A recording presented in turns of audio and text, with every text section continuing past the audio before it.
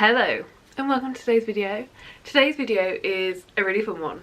We're going to be going over my Q1 statistics. I've got them all written down, I've got them all looked at. There are a couple of others I've got on my phone that I will mention, but they're not really statistics that I'm super interested in right now, but they are statistics that at the end of the year I plan on looking into more. There's only one thing, it's not that exciting, I don't know why I'm saying it like this. Yeah, we're going to talk about my Q1 statistics today. So out of all of the books that I read in the first quarter of the year, which is January, February and March, what did that look like? What did it look like in things that I am personally interested in? I do have all of these in my reading journal. All of the charts and stuff that you'll see, I'll be putting them in somewhere here. They are all originally got and like slightly edited from Corpile version 4 I think is the one that I'm using. There is a video about that and I will link it down below. It was originally created by G at Book Roast and it's just a rating system. Personally I don't actually use the rating system, but I love the spreadsheets. The spreadsheets and the stats and figures and statistics that we get to see, so good. So yeah, that's kind of where I'm pulling all of this information from and what we're going to be looking at. So I suppose the first thing is that after the first quarter was over, I'm recording this a couple of days into April, I went through and I picked out my top 5 books. If I had to pick them, out of all the books that I read, what were the ones that I would say in my top 5? So, the first one on that list is All the Flowers Kneeling. This is a poetry collection by Paul Tran. It's a very impactful and powerful poetry collection. It talks about a lot of things. It talks about like gender, sexuality, but it also talks about like immigration, and like the way it's worded here is like US imperial violence, but it looks at personal abuse, past abuse, and scars. Yeah, it was a really powerful book. I really enjoyed it. Also, some of these poems I managed to find the author themselves reading on YouTube, so I consumed some of them that way as well, but it was so good, it was so impactful, it was so powerful that it had to make it on. So that's the first book that made it on. The second book that has made it onto this list is Legends and Lattes. I thought I was going to enjoy this when I read it. I do have an entire reading vlog dedicated to it because I thought I was going to enjoy it. I will link it up above, maybe somewhere here. But yeah, Legends and Lattes was so good.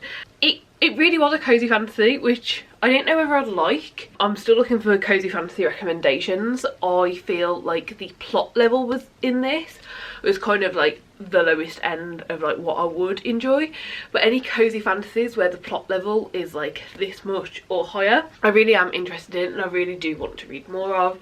This is about Viv, an alt librarian who wants to retire and open a coffee shop.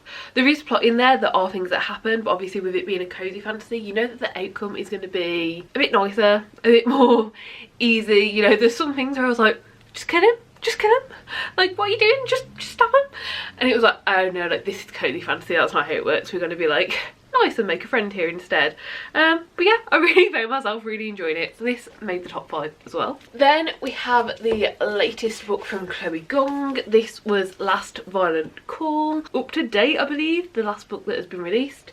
But you do need to have read These Violent Delights duology and the first book of the Foul Lady Fortune duology to read this. It was so good. This is 2 short stories in here. I can't say a lot about it because honestly, like if I said even character names, it could give away stuff that happened earlier on in series. There are definitely some big events and I feel like this might even have, if you don't like follow the author on Instagram, this might even have more of a shock value because the first story follows characters that I was never expecting to get another story from, and I knew that we were because of following on Instagram. But I think if I didn't follow on Instagram, I wouldn't have known until I picked up the book, which is just really fun and exciting. This takes place in, I think by the time we get to this book, it's 1930s. Doesn't say in the description, but I think it's around 1930s Shanghai. And actually this one isn't in Shanghai, the rest of the series are, but these are more outskirts. One of them takes place in a small village on the outskirts of Shanghai, and the other short story takes place all on a train. So yeah, really good, really interesting, really loved. Then a surprising entry, but honestly when I think about the top 5 books, there weren't that many to choose from, but also like this honestly, I didn't expect it to make it, but it has. And this is A Shadow in the Ember. This is the first book of the prequel series to From Blood and Ash, and I really wasn't expecting to like this one as much as I did. Like, honestly, From Blood and Ash I'm not vibing with. The more I read, the less enjoyment I get. And because, you know, this is a prequel series, we already know basic outcomes that have come from this series, because in From Blood and Ash we're reading about a descendant from these people. Yeah, I wasn't expecting to enjoy it that much, but I really did. I was so pleasantly surprised. The main characters were great, the romance was interesting, but what I loved most about this one is we get so much time spent with other characters as well. We see so many friendship forms. I mean, it helps that there's Draken, because like dragons, Draken, that sort of thing, I do tend to love. Like, I do have just like a massive, if a book's got a dragon in or a Draken or like anything kind of related, I am a bit more likely to like it just because I like that so much. But yeah, we just got to see so much and so many different character interactions and really understand the world. We're coming from a perspective of someone who doesn't really understand what's going on and doesn't know what's going on. So I feel like we've really got a base level knowledge of this world in this one, even though I'd already read like 3 books in the first series. Like, I learnt so much from this one as well. But it wasn't done in an info dumpy way. I really enjoyed it, and yeah, I wasn't expecting to, which maybe made me enjoy it more, but I was really pleasantly surprised by this one. And then the last book to make it on this list is actually a graphic novel that I ended up reading. I ended up reading Bingo Love. This is a very short graphic novel, like one of the shorter graphic novels I've ever read, but it was so good. It was wholesome and heartwarming, but also important and just a really interesting, amazing read. So in this one we follow 2 grandmas who met when they were younger. They fell in love, but because of the time, 1963, they broke up because like expectations and not being accepted, and 50 years later they meet again and they get to like live out this love story, and it's so good. But it doesn't, like, obviously following them was good and interesting, that was them and their love story, but this is the jackpot edition, so there was some extra stuff in it, so I don't know how much is in the normal edition and how much is like added into this one. But we also got to see a lot from like other family members and how this news and how this impacted them. I know one part of this wasn't included in the original edition, it was just part of the jackpot edition, but we did get to see a bit from one of their husband's perspectives, and how like his life was now looking and how he was like going on with this. Yeah, it was so good. It was also interesting, there was a slight, I don't want to say twist, but how this story is being told to us. By the time I got to the end of that, I was a bit shocked and surprised, but yeah, it was really lovely, it was really sweet, I really enjoyed it. So those were the 5 books that made it onto the top 5.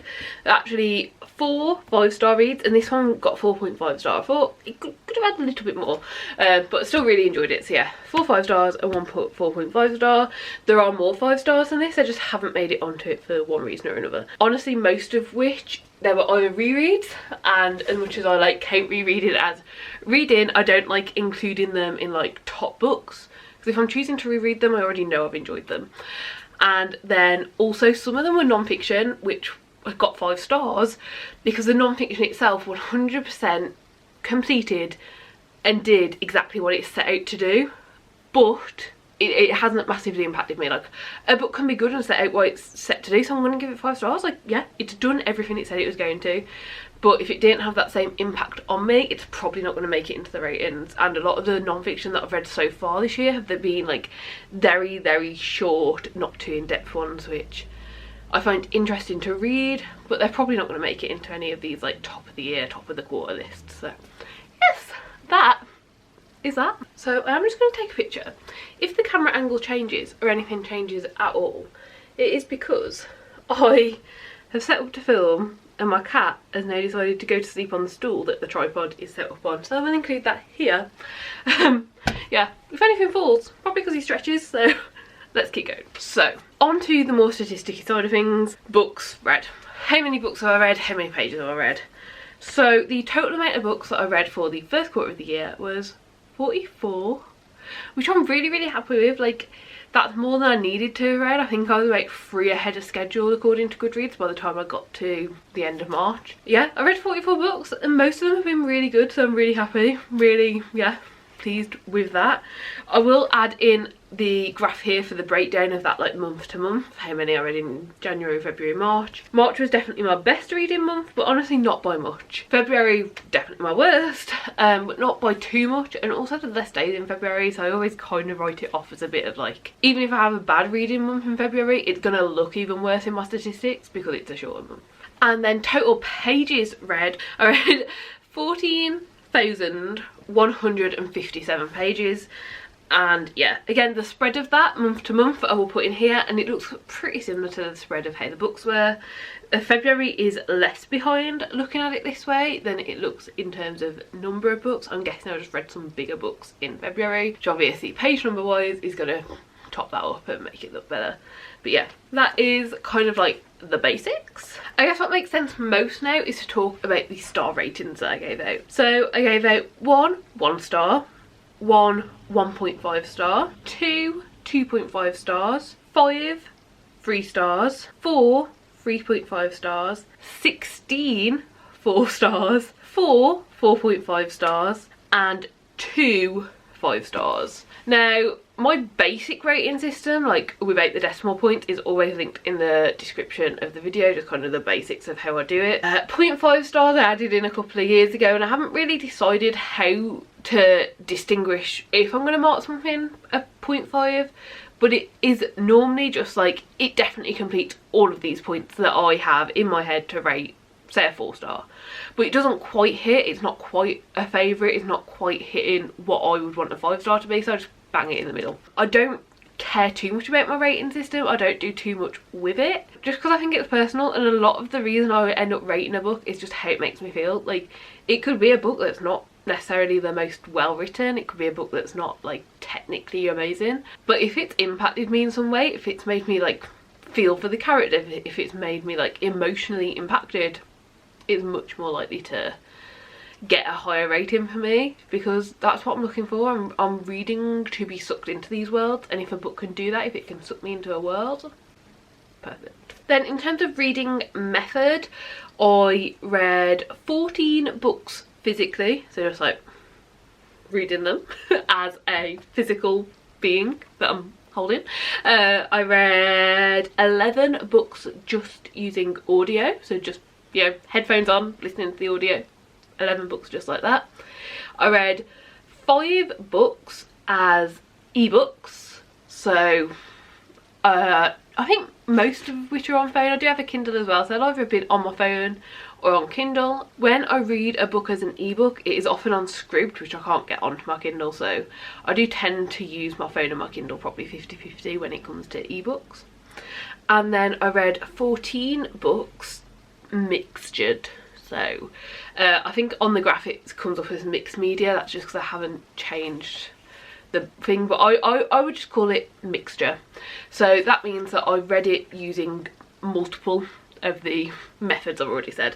Normally I do part physical, part audio, but I can also put an ebook in there as well. Sometimes I'll have started a book physically and I'll be out and want to keep reading, so I can like easily access an ebook for it.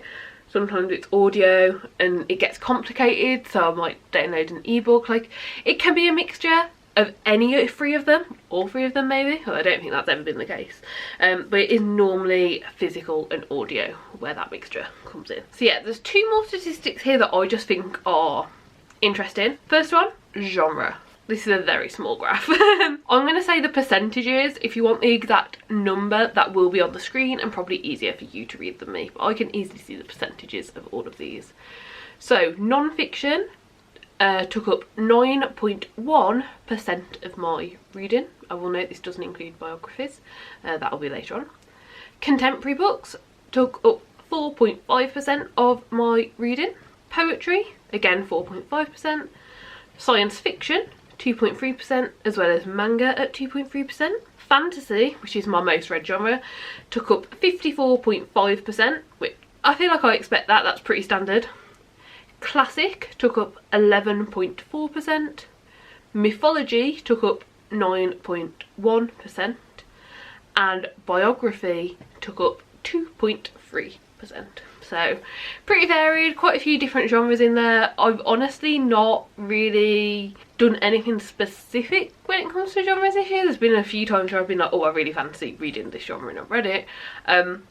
But I've just said it'd be pretty natural. So yeah, quite varied, but there definitely are genres that are missing from there that by the end of the year probably will be included. Like there's no thriller, there's no mystery.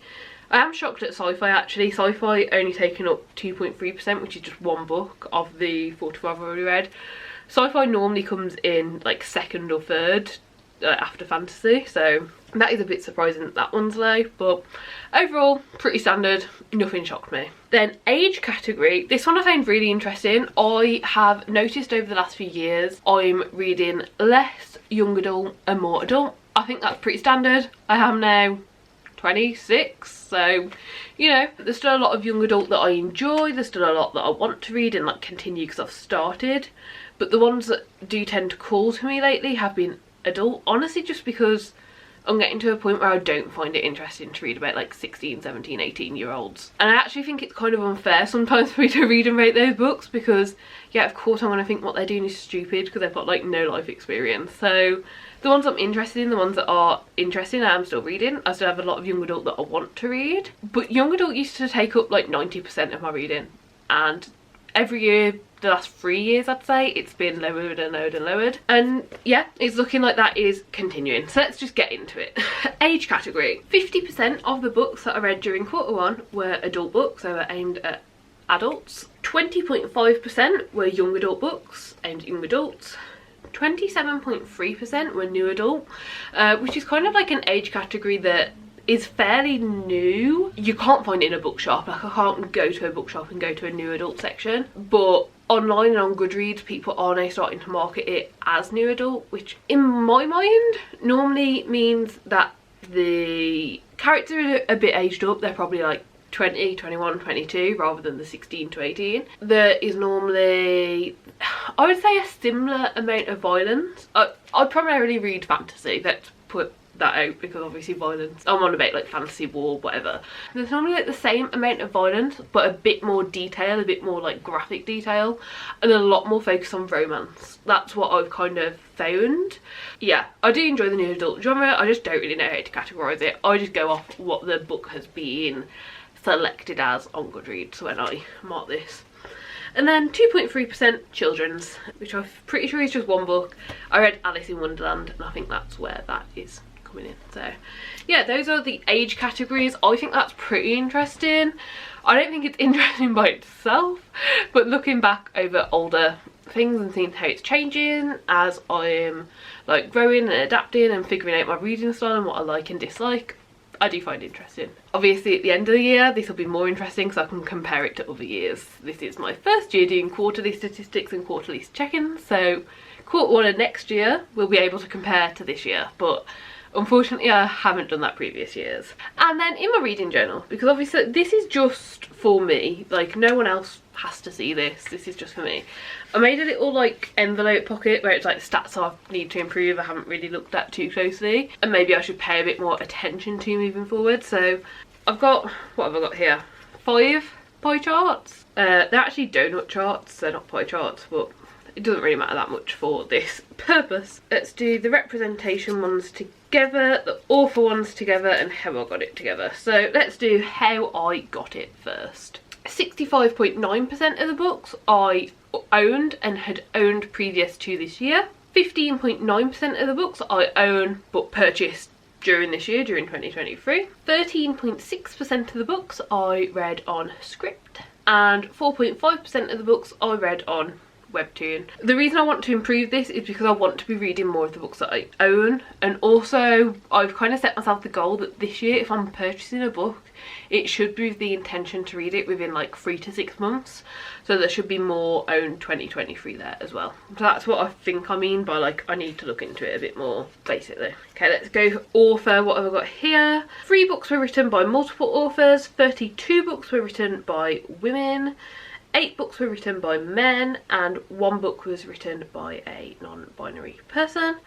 Honestly, I don't know what I want out of this. I don't know what I want out of this statistic. I just want it to be more representative. I don't pay too much attention to who the author is. Like, honestly, I normally get all my information when I've finished a book and I'm putting it into my spreadsheet. I think maybe when I'm buying books, I should maybe more intentionally look into the authors I am reading and representative of the people on the planet. And the other one that's to do with authors is whether they are a person of colour or not. 4.5% of my reading, which is like the equivalent to 2 authors, unknown, don't know.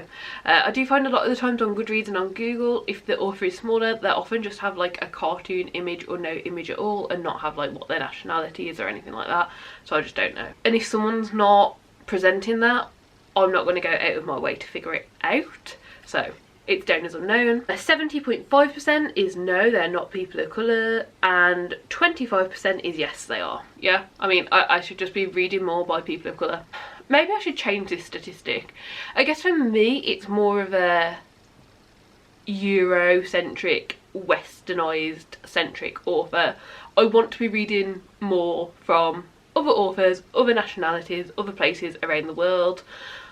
I don't really know how to represent that better right now in like an easy to understand graphic than like POC or not POC.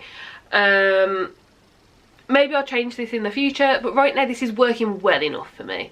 But honestly, I feel like a lot of the people of colour that I have read from probably, like, again, I don't know, I need to look into authors more. It is, who the author is definitely a part of my reading that I neglect. And I do want to change that. The last 2 things that we want to look at, but the last like category I guess, is representation. The 2 that I've got, honestly, because they're the ones that are already in core piles, maybe I should add more in myself as well.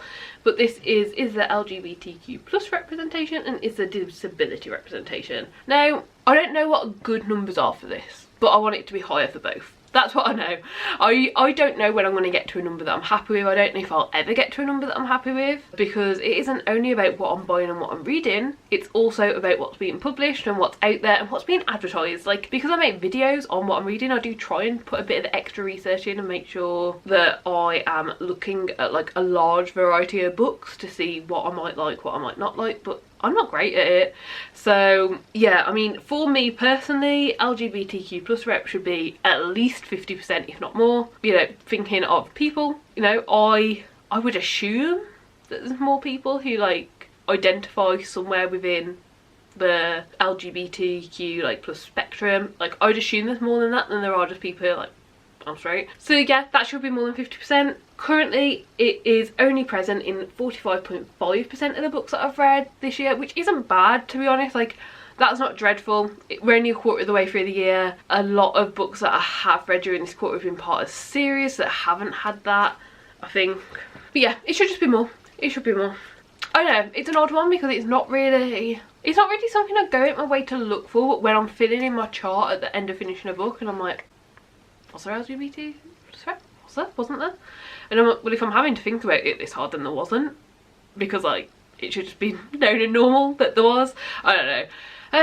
Again, I really enjoy looking at these statistics, but they just mess with my brain more than, like, not looking at them would. And disability representation was only present in 13.6% of the books that I read. And I will be honest, I am quite confident that like more than half of that is more like mental disabilities than it is physical disabilities, which is obviously, not obviously, I would imagine it is easier to represent a physical disability than it is a mental disability. So yeah, I'm really not happy with that number. I think it's extremely low and it should be higher. I don't know what to do about it because it's not something I know how to know before going into a fiction book. Like non-fiction, I can see who it's wrote by. Or if it's a book about disability, it's going to have disability rep. But in terms of fiction, it is definitely something that, like, you know, I don't see it as, you know, on Goodreads, for instance, like when people have read the book, they can mark it off as all these things. Like, I never see disability in that list. Yeah, it's something I need to figure out how to know about, as well as figuring out how to increase it. So yeah, those are all of my statistics that I'm super interested in. Then I just thought I'd mention, because a statistic I'm going to be looking at the end of the year but isn't super important to me right now is book publishers. I, like, right now, 1 quarter into the year, not super interested, but this year I have been making note every time I read a book who the publisher was, who am I reading from the most. I don't know what I'm going to do with this statistic yet. I just feel like it's something I should know, like, especially if I want to, like, go into a book more blind or want to have more faith in a book. I should know, like, what I vibe with, what I lean towards. At the end of the year I'm planning on doing, like, a big, like, dissection of, like, what publishers did I read from the most, and if I read from them the most, also looking at what ratings I gave those books, because just because I read from them the most doesn't actually mean I enjoyed the book. If I've read from a publisher at the end of the year 20 times but only like one of those 20 has got a 5-star and the rest are like 2-3 stars, then like maybe they're not the best publisher for me to go to. I don't know, but basically I will insert the graph here. This has had some books added to it that I've read in April, just because I didn't think of screenshotting this one beforehand. So probably like 4 extra throughout than there should be. I don't think it matters too much, but I just thought I'd say because the numbers aren't quite going to add up correctly. The only ones that are standing out are Galanx and Bloomsbury. They have 6 and 5 books each respectively. There's also Del Rey with 4. That is just the Lord Olympus graphic novels though, so that's all being represented by 1 series within that publisher. And there's quite a lot with 3, quite a couple with 2 and quite a lot with 1. I don't think this means anything at this point, but at the end of the year I think it'll be interesting to look back at and like see. I want to try my best to have the best reading possible. I don't want to read bad books, but I also don't want to read mediocre books. Like, if every book that I was reading was like 4.55 stars, that would be perfection. Like, that would be what I would ideally have. So yeah, I am basically this year trying to track as much as possible, see as much as possible, see what I want to improve upon, see what I like don't need to track necessarily next year, but also do my best to track things that I can analyse at the end of the year that can potentially improve my reading even more in the future. So yeah, those are all the statistics. This took a surprisingly long time to go through. Fingers crossed it wasn't too long, and if it is super long, thank you for sticking around if you are still here. Do give the video a like if you liked it, subscribe down below if you'd like to see any more content like this. If there's any statistics I didn't mention that you are curious about, any statistics that you track that I am not and you think I should or should like at least consider and find interesting, let me know in the comments down below, and hopefully I'll see you next time. Bye.